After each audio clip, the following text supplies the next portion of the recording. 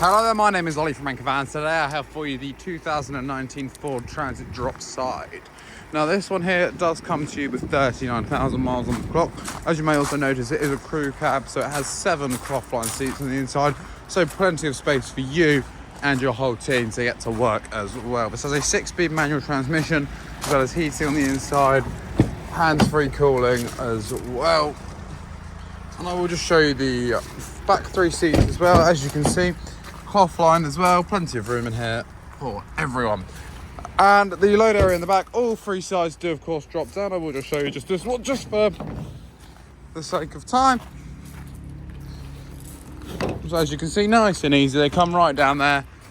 And just for an extra little bit of use, we do of course have the step as well to make it nice and easy to get up into the bed at the back. Now if you would like to find out more about the Transit Dropside, then please do feel free to head over to our website, anchorvans.co.uk. The link for that is in the description if you're watching this on YouTube, or if not, you can always head over to our site in Padworth, just outside of Reading, to discover more about this and many more of our vehicles.